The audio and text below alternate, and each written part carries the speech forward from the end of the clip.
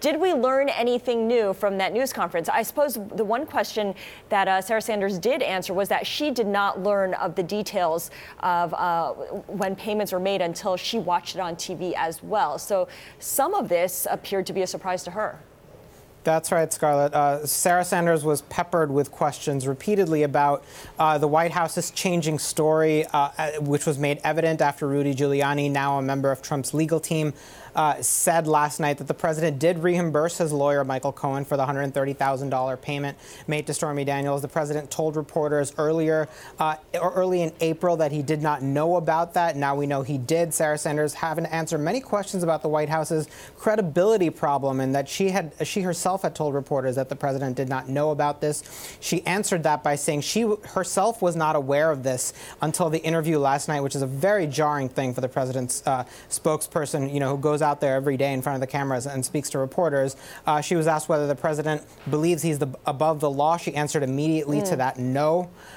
It was one of the more contentious, one of the more remarkable press briefings for, a White House that is known for them. Yeah, Sahil, I agree with you. And obviously she was asked directly, did Rudy Giuliani hurt the president with his statements yesterday? And she paused for a moment and then said, I don't believe so. I guess it comes down to this, and I asked this question because I simply don't know the answer. Why? Do we think the strategy has changed here as far as the legal counsel is concerned? And why would the president apparently be willing now to contradict himself and say he did indeed reimburse Cohen for this monetary payment, whether it was a, quote, reimbursement or a retainer? The language seems to be confusing.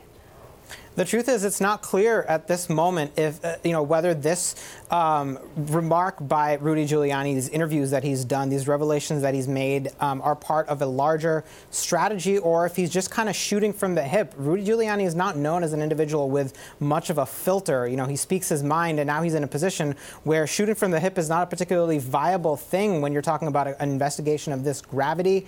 There are two interesting legal questions that arose from the remarks that he's made in the last, probably 14, 16 hours or so at this point. One is the issue of campaign finance. The FEC guidelines say that if a candidate's relative or a friend or someone they know made a contribution, that can be viewed as helping the campaign, which in this case, Rudy Giuliani suggested that was the purpose. He said it was going to be, it was only a few weeks before the election, yes. And imagine if that had come out, Michael Cohen made it go away.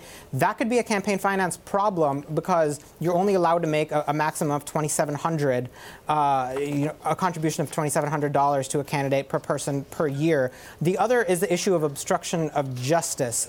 Rudy Giuliani connected President Trump's firing of James Comey to the Russia investigation. He said now that that's done, he can be free of it. Speaking about the president there, that also raises questions about the president's mindset, whether he was trying to interfere somehow with the Russia investigation, which of course that decision is why we have the, Robert Mueller and the special counsel team at the moment.